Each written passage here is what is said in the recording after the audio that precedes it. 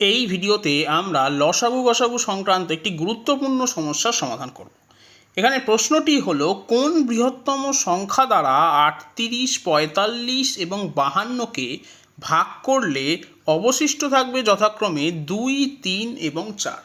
এই ধরনের সমস্যা সমাধানের নিয়মটা হলো আমাদের যে অবশিষ্টগুলো থাকবে সেইগুলোকে আমরা প্রথমেই যে সংখ্যাগুলো দেওয়া থাকবে তার থেকে বিয়োগ করব।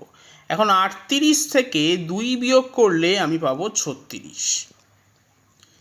একইভাবে ৪৫ থেকে ৩ বিয়োগ করলে পাবো ৪২ এবং ৫২ থেকে ৪ বিয়োগ করলে পাবো ৪৮।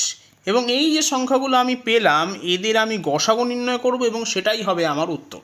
তাহলে গসাগু নির্ণয় করছি, তাহলে প্রথমে ২ দিচ্ছি, এখানে ১৮, এখানে ২১, এখানে ২৪, এরপর ৩ দিচ্ছি, তাহলে ৬, এখানে ৭, এখানে ৮। আর এমন কোনো সংখ্যা নেই এক ছাড়া যেটা কিনা ৬, ৭ এবং ৮কে একসঙ্গে ডিভাইড করে। তাহলে এক্ষেত্রে গসাগু হবে ২ × ৩, তার মানে ৬। তাহলে সঠিক উত্তর হবে অপশন বি, ৬।